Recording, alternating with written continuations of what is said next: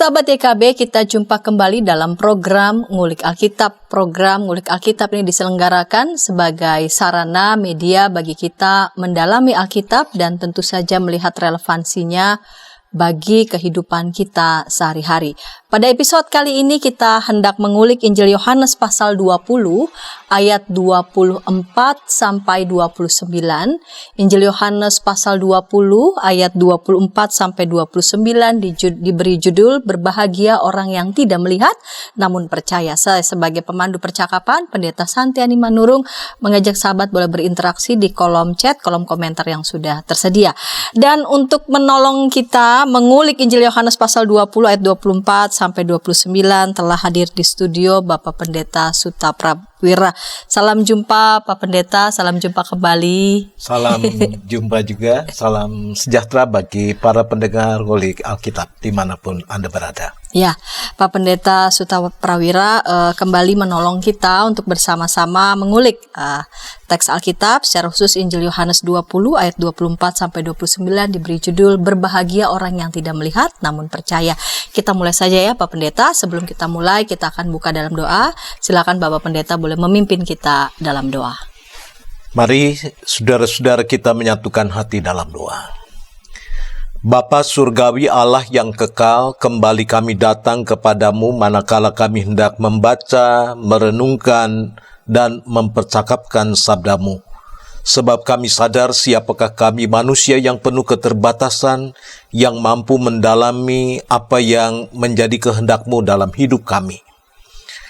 Bapa, kami mohon naungan kuat kuasa Roh-Mu yang kudus agar kami sekalian, baik hamba-Mu yang memberitakan firman-Mu maupun para pendengar Ngulik Alkitab dimanapun kami berada, kami ada dalam naungan kasih setia Tuhan, sehingga sebagai para pendengar kami pun dimampukan untuk memahami kehendak Tuhan jauh lebih dalam daripada kemampuan kami untuk memahaminya, dan jauh lebih jelas daripada kemampuan hamba-Mu untuk menyampaikannya. Bapa Surgawi, kami mau serahkan perenungan firman-Mu ini dalam acara Ngulik Alkitab hanya di dalam nama Tuhan Yesus Kristus, Juru Selamat dan Penebus kami yang hidup. Amin. Amin. Saya akan bacakan Injil Yohanes pasal 20 ayat 24 sampai 29. Perikop ini diberi judul Yesus menampakkan diri kepada Thomas. Thomas, salah seorang dari ke-12 murid itu yang disebut Didimus, tidak ada bersama mereka ketika Yesus datang. Jadi, kata murid-murid yang lain itu kepadanya, "Kami telah melihat Tuhan." Namun Thomas berkata kepada mereka, "Sebelum aku melihat bekas paku pada tangannya, dan sebelum aku menaruh jariku ke dalam bekas paku itu, serta menaruh tanganku ke lambungnya, sekali-kali aku tidak akan percaya." 8 hari kemudian, murid-murid Yesus berada kembali dalam rumah itu dan Thomas bersama mereka. Sementara pintu-pintu terkunci, Yesus datang dan berdiri di tengah-tengah mereka dan berkata, "Damai sejahtera bagi kamu." Kemudian ia berkata kepada Thomas, "Taruhlah jarimu di sini dan lihatlah tanganku, ulurkanlah tanganmu dan taruhlah ke lambungku. Jangan engkau tidak percaya lagi, melainkan percayalah." Thomas menjawab dia, "Ya Tuhanku dan Allahku." Kata Yesus kepadanya, "Karena engkau telah melihat aku, engkau percaya. Berbahagialah mereka yang tidak melihat, namun percaya." Ya, baik Bapak Pendeta, untuk mengawali segmen yang pertama ini, Bapak Pendeta kiranya boleh memberikan gambaran pada kita secara umum siapa Thomas yang disebutkan dan dicatat dalam Injil Yohanes pasal 20 ayat 24 ini. Oke. Baik para pendengar Ngulik Alkitab dimanapun Anda berada, kalau kita membaca kitab Injil Yohanes, kita menemukan kisah Thomas lebih banyak daripada kitab-kitab Injil yang lain. Ya. Jadi Thomas di sini adalah salah satu dari 12 murid Yesus. Di keempat kitab Injil namanya ada, tetapi kisah Thomas di kitab Injil Yohanes itu jauh lebih banyak dan lebih lengkap dibanding dengan kitab Injil yang lain. Ya. Paling tidak ada 4 kisah diceritakan, mulai dari kisah kebangkitan Lazarus sampai kisah kebangkitan Yesus. Ya. Dan oleh karena itu banyak orang mempelajari karakter Thomas dari ungkapan-ungkapannya, dari tindakan-tindakannya, lalu kemudian mempunyai paling sedikit gambaran siapakah Thomas itu. Ya. Nah, Thomas itu sendiri dalam bahasa Aram ya berasal dari kata teum. Teum itu kembar ya, kembar, anak kembar. Sering disebut Didimus ya dalam bahasa Yunani, dan Didimus juga artinya kembar ya. Jadi Thomas itu adalah anak kembar, tetapi kita tidak tahu kembarannya yang mana ya. Ada banyak spekulasi tentang kembaran Thomas, tetapi hanya sebuah spekulasi belaka bahwa yang dipanggil menjadi murid Yesus dari si kembar itu hanyalah Thomas. Nah, kembarannya siapa, lalu kemudian kehidupannya bagaimana, itu tidak diceritakan dalam Alkitab kita. Nah, nampaknya kisah tentang Thomas ini menjadi penting bagi penulis Yohanes untuk dimasukkan dalam kitab Injilnya. Ya. Mungkin penulis kitab Injil yang lain juga mengenal kisah tentang Thomas ya, tetapi mereka tidak memasukkannya oleh karena mungkin ada kerangka berpikir tersendiri dari para penulis kitab Injil. Nah, bagi penulis kitab Injil Yohanes nampaknya kisah Thomas itu kalau dimasukkan itu akan banyak menolong penulis Injil Yohanes untuk menceritakan siapa Yesus bagi para pendengarnya pada waktu itu. Nah, Injil Yohanes ini ditulis kurang lebih 50 tahun setelah peristiwa kebangkitan. Akhirnya di akhir abad pertama ya. Tahun 90 mendekati tahun 100 ya. Itu berarti bahwa mayoritas pembaca kitab Injil Yohanes itu adalah orang-orang yang lahir setelah peristiwa kebangkitan. Jadi bukan orang-orang yang sejaman dengan Yesus, bukan juga orang-orang yang sejaman dengan para saksi pertama dari peristiwa Kristus itu. Dan yang kedua, para pendengar atau para pembaca kitab Injil Yohanes adalah para pembaca yang banyak dipengaruhi oleh budaya Yunani ya. Dan banyak dipengaruhi juga oleh sebuah cara pandang yang disebut dengan Docetism ya. Jadi ada pergumulan-pergumulan di dalam gereja pertama, di mana ada beberapa pihak yang sulit memahami soal inkarnasi Yesus oleh karena faktor budaya Yunani, lalu kemudian mencoba merasionalisasi tentang siapa Yesus itu, lalu kemudian muncullah cara memandang sosok Kristus itu secara dokein ya, dokein. Jadi Yesus dipandang bukan sebagai sosok manusia. Jadi cara pandang Docetisme itu mau menyampaikan cara pandang yang memahami Yesus itu hanya kelihatan sebagai manusia ya. Ia bisa berjalan, ia bisa melakukan berbagai aktivitas, tapi oleh karena pada hakikatnya Yesus itu hanya kelihatan manusia, kalau berjalan tapaknya tidak kelihatan ya. Kalau dia berjalan di siang hari, bayangannya juga tidak kelihatan ya, sebab kelihatannya saja manusia ya. Ia tidak makan, ia tidak minum ya. Dan oleh karena itu konsekuensi dari cara pandang seperti ini, maka Yesus yang datang dalam kehidupan dalam rupa manusia itu tidak sungguh-sungguh menderita. Nah, jadi kalau kita memperhatikan di dalam tulisan-tulisan di akhir abad pertama, di awal abad kedua, ada banyak kitab-kitab Injil yang tidak masuk dalam kanon Alkitab, yang banyak dipengaruhi oleh paham tersebut. Ya, jadi Yesus dipahami tidak sungguh-sungguh manusiawi, ya, oleh karena penekanan pada Yesus yang ilahi itu begitu kuat. Ya.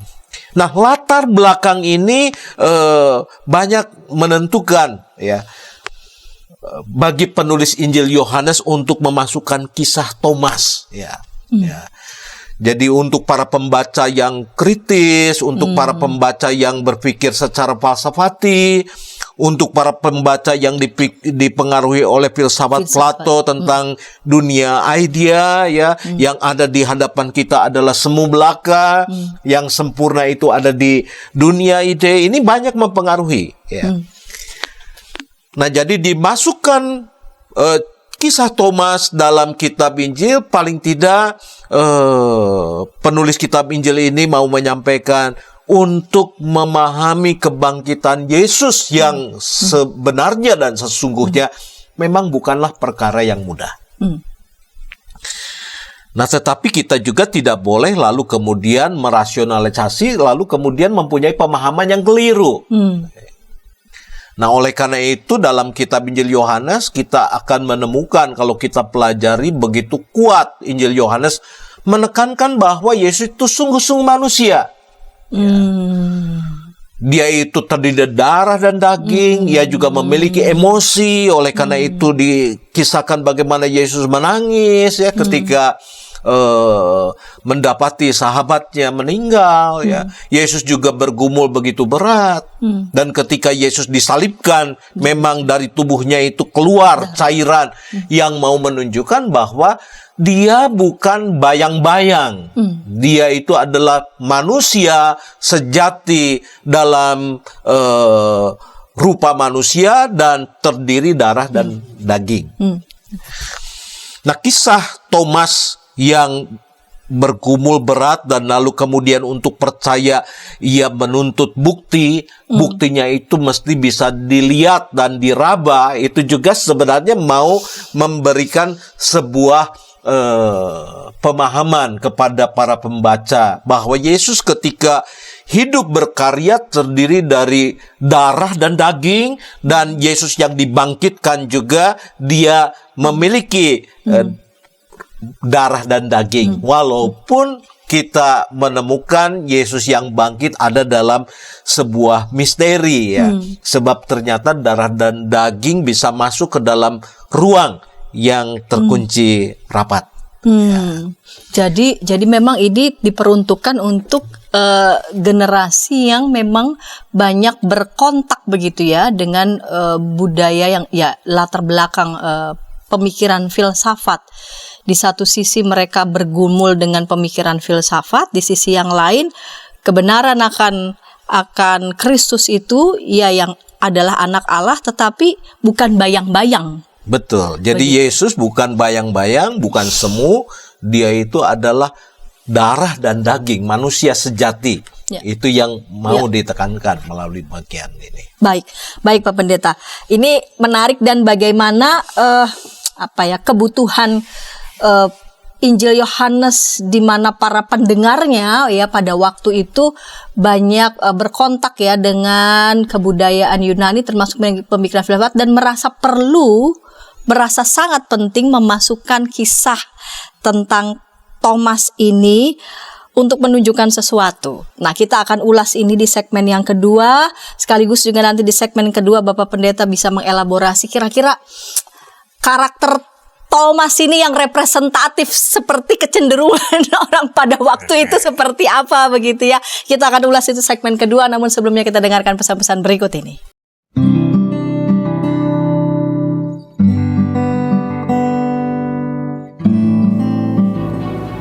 Hi folks, this is Daily Spirit for Youth, a daily devotional that helps you grow closer to God and apply His Word to your life. Daily Spirit for Youth dapat Anda saksikan hari Senin sampai Sabtu pukul 4.30 waktu Indonesia Barat di channel YKB TV. Kita jumpa dalam acara Pembangunan Jemaat. Pembangunan Jemaat setiap Senin di minggu kedua dan keempat pukul 20 waktu Indonesia Barat. Dapat Anda nikmati di channel YKB TV. Dari kungkungan malam gelap. Nyanyikanlah nyanyian baru setiap hari Rabu pukul 12 waktu Indonesia Barat dapat Anda nikmati di channel Lagu Rohani YKB TV.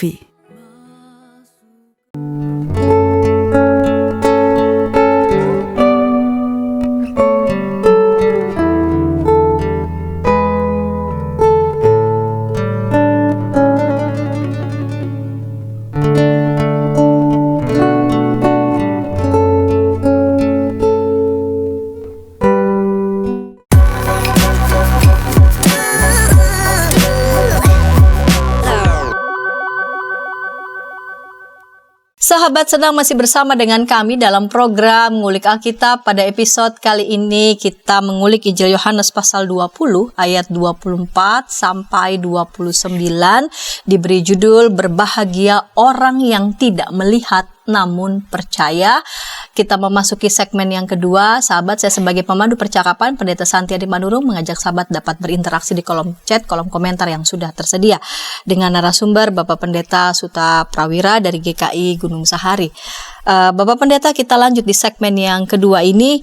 Bapak Pendeta dapat mengelaborasi kira-kira kurang lebih karakter Thomas yang mungkin representatif dengan orang generasi pada saat itu, dan bagaimana sungguh-sungguh meyakinkan peristiwa kebangkitan Tuhan dengan orang yang tipikal seperti Thomas. Siapa dia, karakternya seperti apa ya, Pak Pendeta?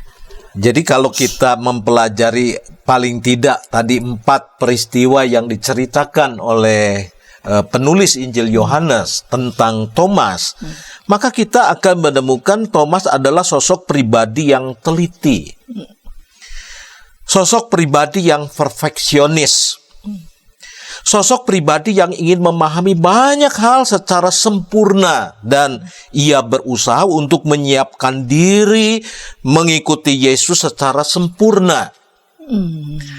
Nah, jadi kalau dikategorikan dalam kotak-kotak tipe kepribadian, Thomas itu punya tipe melankolik ya. Nah, oleh karena dia dimasukkan tipe melankolik, oleh karena itu ketidakhadirannya bersama dengan murid-murid sering ditafsirkan oleh karena si melankolik sedang menyendiri ya. Walaupun kita tidak tahu persis ya, dia tidak ada di situ tuh apakah ya ada keperluan atau, tetapi oleh karena tipe kepribadiannya seperti itu, maka para penafsir ada yang berpendapat ya menyendiri karena diliputi kesedihan ya. Jadi kalau seorang melankolik itu kalau sedih, sedihnya jatuh begitu dalam ya.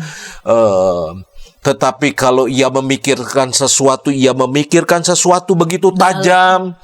Dan orang-orang yang melankolik itu kalau ia berkata-kata, kata-katanya itu menusuk sebab dipikirkan lama, dipilih kata yang tepat ya.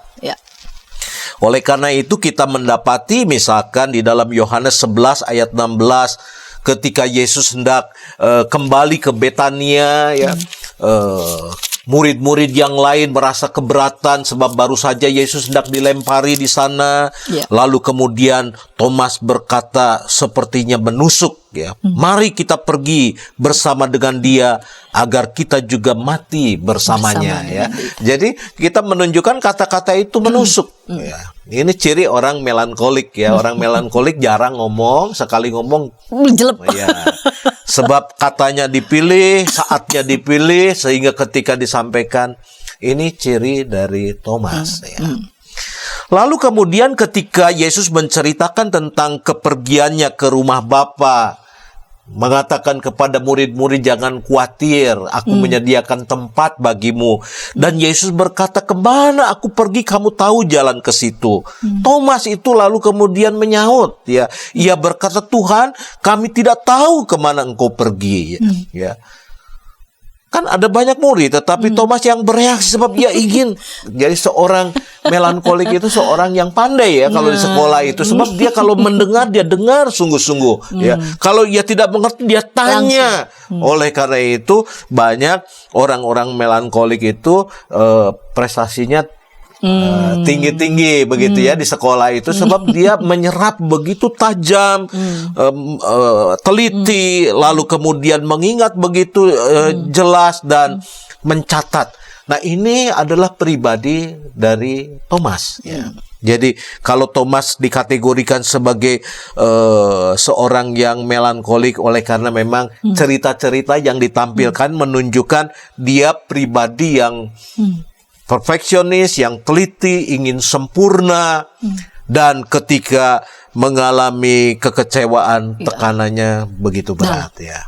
Nah, untuk sosok orang seperti ini, ya, ketika ia menghadapi bapak gurunya atau Tuhannya mati di atas kayu salib dan tidak berdaya, ia mengalami kehilangan harapan, putus asa, lalu kemudian ia merasa tidak nyaman berada di dalam persekutuan, ya nyaman tinggal dalam kesedihan, dalam kegelapannya, sambil mungkin meratapi dirinya sebagai orang yang paling malang. Ya.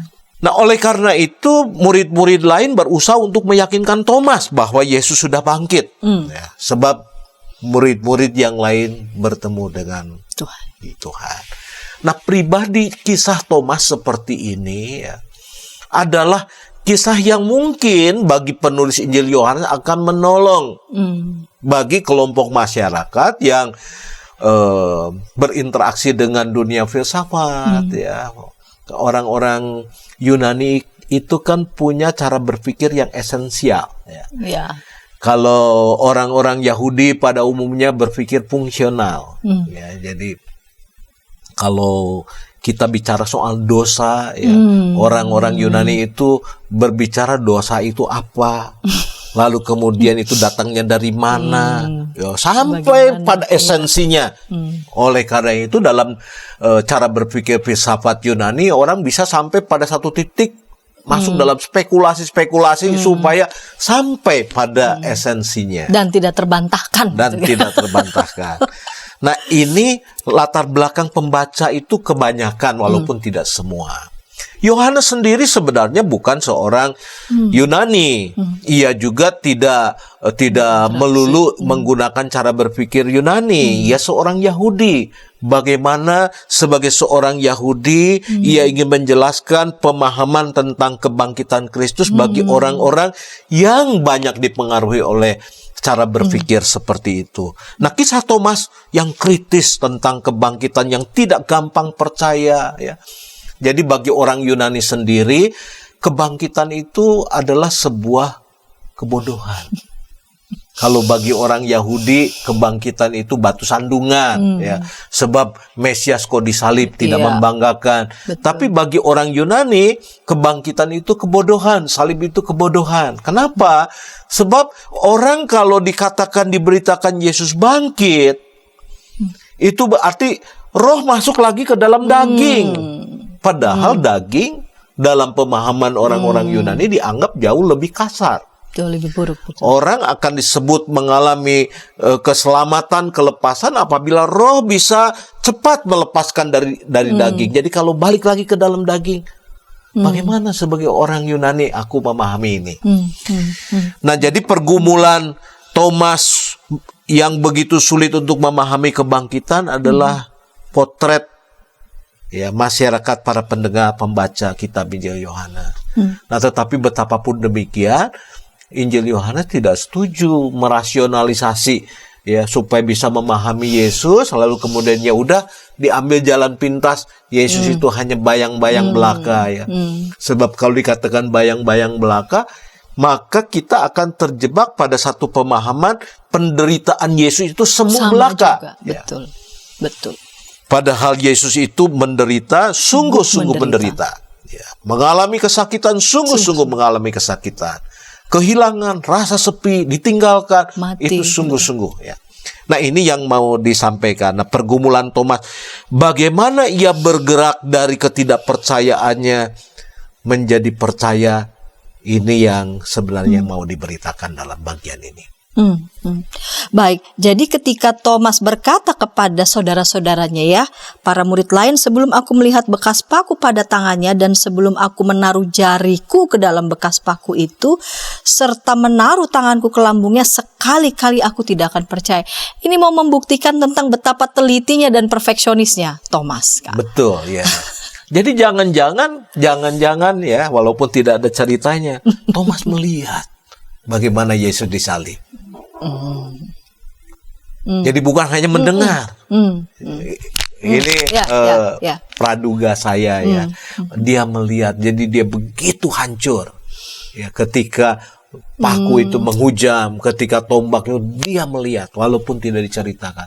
Apakah dia melihat dari jauh? Coba dia mengatakan dalam dirinya, habis sudah. Oleh karena itu dia minta bukti.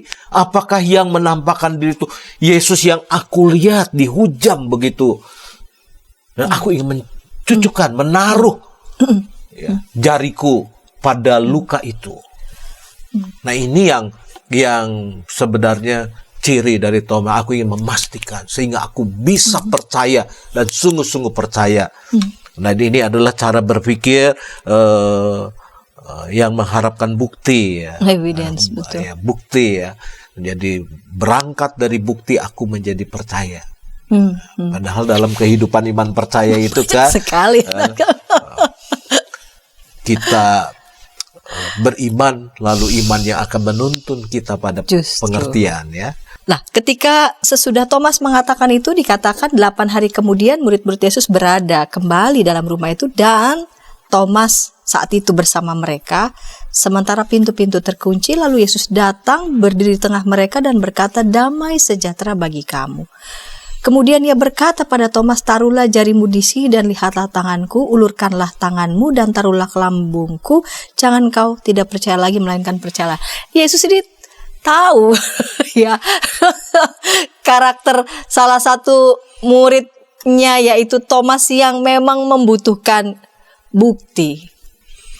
Jadi ini berarti bahwa Yesus yang bangkit itu, walaupun ia tidak kelihatan, ia tahu apa yang terjadi dalam diri murid-murid. Setiap percakapan, walaupun di dalam ruang tertutup, Yesus tahu. Nah, oleh karena itu, ketika Yesus menghampiri Thomas, ia menyampaikan apa yang menjadi harapan Thomas. Nah, pada bagian ini sebenarnya ada pesan yang penting. Yesus yang bangkit itu Yesus yang tidak dibatasi ruang lagi. Ya. Yesus yang ditinggikan itu Yesus melingkupi seluruh dunia. Ia bisa hadir dalam waktu bersamaan dimanapun. Oleh karena itu ia tahu percakapan siapa, ia tahu rencana siapa, ia tahu bagaimana keadaan. Dia tahu secara luar biasa. Ini adalah sesuatu yang di luar nalar. Jadi kurang lebih sama seperti Google Maps ya. Google Map aja bisa menjawab pertanyaan bermiliar orang ya. Aku mau kemana dia jawab ya. Dikasih petunjuk belok kiri, belok kanan ya. Kalau mesin bisa begitu, Allah lebih dari mesin. Ya. Nah, Allah yang Yesus yang bangkit, yang dibangkitkan itu, dia tahu apa yang menjadi pergumulan. Dan Yesus berkata, taruhlah. Nah, kita tidak menemukan memang dalam pembacaan Alkitab kita bahwa Thomas itu lalu kemudian mencucukkan jarinya. Kita tidak menemukan bahwa dalam pembacaan Alkitab lalu kemudian Thomas itu memasukkan tangannya di lambung Yesus. Ya. Itu mau menunjukkan kalau kita mengalami perjumpaan, dibukakan, melihat jelas kehadiran Allah, kita tertunduk. Nah, ini adalah cara berpikir Yahudi ya. Allah itu begitu agung. Siapa yang bisa menatap wajah Allah selain tertunduk ya. Tidak ada kisah bahwa Thomas memasukkan jaringnya, tidak ada kisah ia memasukkan lambungnya. Tetapi ketika ia mengalami perjumpaan, Alkitab mengatakan bagaimana Thomas itu menyatakan pengakuan iman. Kalau Yesus disebut Tuhan itu biasa, sudah beberapa kali Yesus disebut Tuhan. Kurios.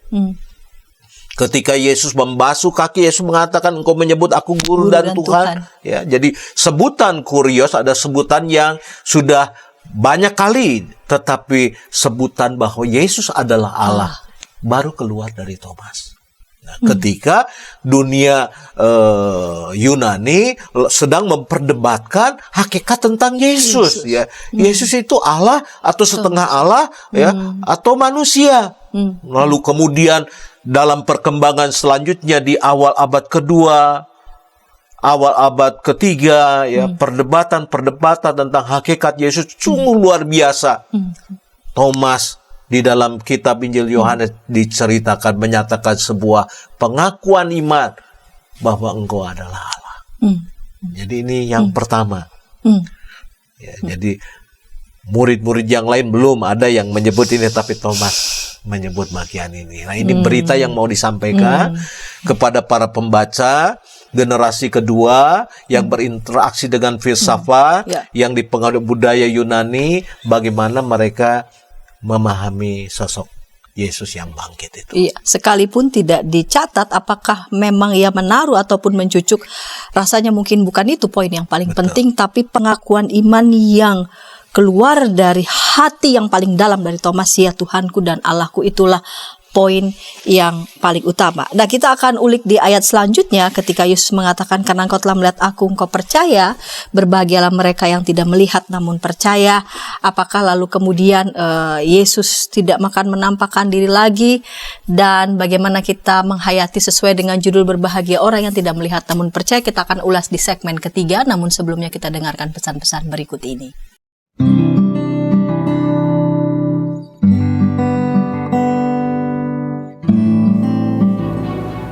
Hi folks, this is Daily Spirit for Youth, a daily devotional that helps you grow closer to God and apply His Word to your life.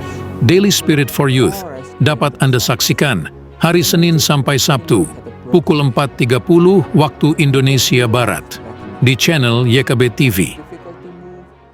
Kita jumpa dalam acara pembangunan jemaat. Pembangunan jemaat setiap Senin di minggu kedua dan keempat pukul 20 waktu Indonesia Barat. Dapat Anda nikmati di channel YKB TV. Dari gungkungan malam gelap, Nyanyikanlah nyanyian baru setiap hari Rabu pukul 12 waktu Indonesia Barat. Dapat Anda nikmati di channel Lagu Rohani YKB TV.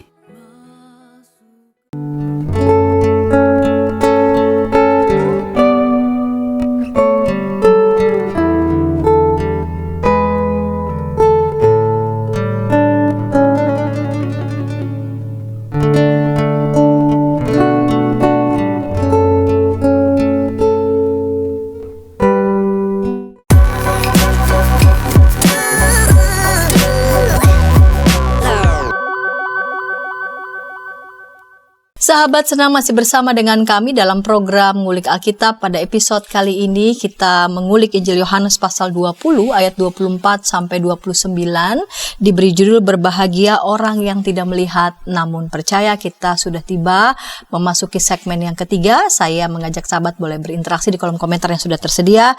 Dengan senang hati Bapak Pendeta Suta Prawira akan dengan senang merespon ataupun menjawab pertanyaan dari para sahabat. Baik Bapak Pendeta, kita lanjut nih di segmen ketiga, segmen penutup ini. Apakah lalu kemudian Yesus tidak akan menampakkan diri lagi setelah perikop ini, Pak Pendeta? Ya, jadi kalau kita melihat ya bagaimana Injil Yohanes itu mengisahkan mujizat-mujizat Tuhan Yesus, ya, bahwa tidak semua mujizat Tuhan Yesus dicatat, cuma 7 saja. Simbolik sebenarnya. Dan ia mengatakan memang masih banyak tanda mujizat lain yang dibuat Yesus di depan mata murid-muridnya yang tidak tercatat dalam kitab ini. Dan kalau kita melihat ayat 30 dan 31 itu seperti penutup. Tapi ternyata nggak jadi ditutup ya, sebab ternyata ayat 21 masih bercerita tentang penampakan Yesus ya. Ada beberapa kali perjumpaan dengan murid ya. Lalu kemudian banyak ahli kitab melakukan hipotesa ini tambahan atau ya kita tidak masuk dalam perdebatan itu ya. Cuman saya mau menyaksikan bahwa sepertinya Yohanes itu mau menambahkan peristiwa Yesus menampakkan diri itu bukan hanya ini, ada banyak. Dan kalau kita mau catat juga lebih banyak dari itu. Nah, tetapi yang menjadi persoalan itu, seseorang itu menjadi percaya itu bukan dilihat dari berapa banyaknya cerita. Berapa banyaknya ia mengalami peristiwa-peristiwa Yesus menampakkan diri. Nah, oleh karena itu, percakapan Yesus terakhir dengan Thomas ini menjadi penting ketika Yesus berkata kepada Thomas, ya, karena engkau telah melihat aku, engkau percaya. Berbahagialah mereka yang tidak melihat namun percaya. Nah, jadi tadi pertanyaan Pendeta Santi adalah, apakah dengan kalimat ini Yesus tidak akan menampakkan diri lagi, begitu? Nah, kita itu kan meyakini Allah di dalam Yesus itu adalah Allah yang berdaulat. Yang tidak bisa lalu kemudian diprediksi. Ya. Kalau Allah mau menampakkan, ya, seperti ia menampakkan dirinya kepada murid-murid, bisa. Dan saya yakin masih tetap berlangsung di sepanjang zaman ini. Nah, tetapi bahwa Allah juga menitipkan kepada para saksi, baik saksi angkatan pertama, saksi angkatan pertama itu adalah rasul-rasul yang berjumpa langsung dengan Yesus, maupun saksi di angkatan kedua, di mana perjumpaan dengan Yesus itu bukan perjumpaan fisik, tetapi perjumpaan batin. Nah, mereka menyaksikan. Dan ketika para saksi itu menyaksikan karya Kristus, Yesus hadir di situ. Jadi Yesus bisa menampakkan diri melalui kesaksian para saksi angkatan kedua, angkatan ketiga, dan angkatan kita. Jadi kalau kita adalah angkatan yang kesekian, lalu kemudian menyaksikan bagaimana Yesus itu sungguh bangkit dan kami mengalaminya.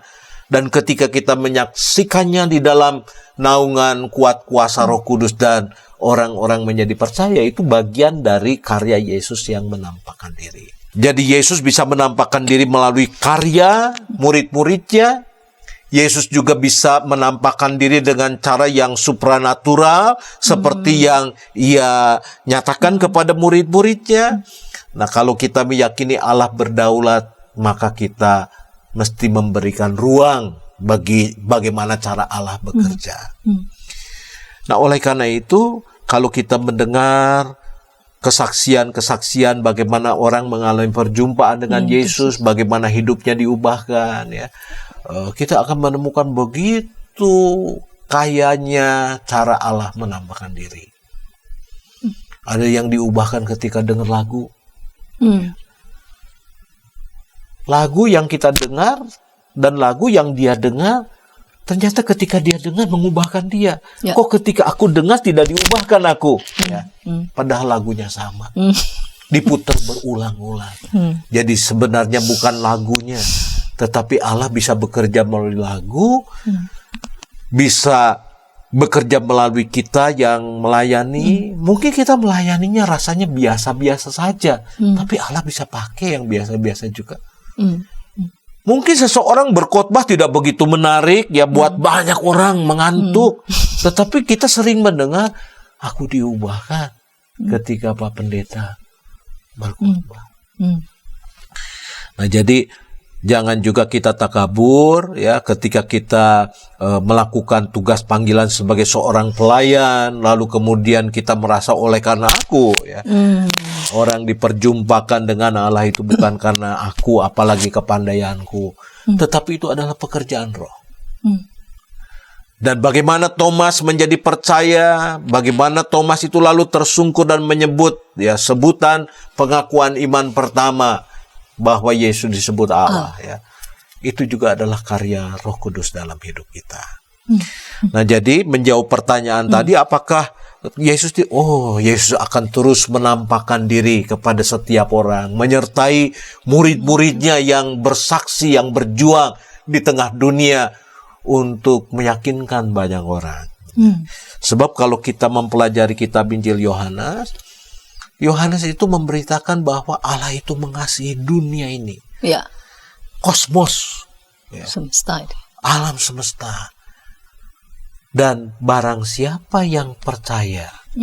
Jadi kan manusia yang percaya, kan tidak binatang. Ia akan boleh hidup. Dan melalui karya manusia itu, karya keselamatan untuk alam semesta itu dinyatakan. Nah, ini adalah satu gagasan yang sungguh luar biasa yang diberitakan dalam kitab Injil Yohanes. Dan murid-murid dipakai untuk turut serta dalam karya Allah menyelamatkan dunia. Dan termasuk kita, ya, saudara-saudara dan saya dipakai menjadi alat di tangan Tuhan. Berarti pernyataan Yesus ketika mengatakan, karena engkau telah percaya, telah melihat aku, engkau percaya, berbahagialah mereka yang tidak melihat namun percaya, bukan berarti lalu kemudian untuk kita yang sekarang begitu ya udah berarti kita tidak akan mungkin melihat dia, karena memang karena dia adalah yang berdaulat, maka ruang baginya untuk menyatakan diri yang memang harus kita buka seluas-luasnya, bahkan yang melampaui nalar kita sendiri. Dia bisa berjumpa lewat cara apapun, lewat metode apapun, bahkan yang tidak yang membuat kita itu terkejut gitu, unpredictable, sanggup. Jadi sebenarnya ketika Yesus mengatakan berbahagialah yang tidak melihat namun percaya, itu berarti dalam kehidupan itu ada orang yang meminta bukti baru percaya. Tetapi semakin matang seseorang, walaupun mereka tidak menemukan bukti-bukti yang dituntut oleh dirinya, tapi ia tetap teguh percaya. Nah, itu berarti dia punya kematangan yang lebih. Sebab orang yang minta bukti itu orang seperti orang yang baru, ya. Jadi kalau ada orang Kristen baru minta bukti, ya kalau baru kita maklumi. Tapi kalau sudah lama menjadi Kristen, masih minta bukti bahwa Allah mengasihi aku, minta bukti Allah itu berkuasa atas kehidupan di dunia ini, nah itu berarti kita tidak naik, ya. Kematangan kita tidak bertumbuh, ya.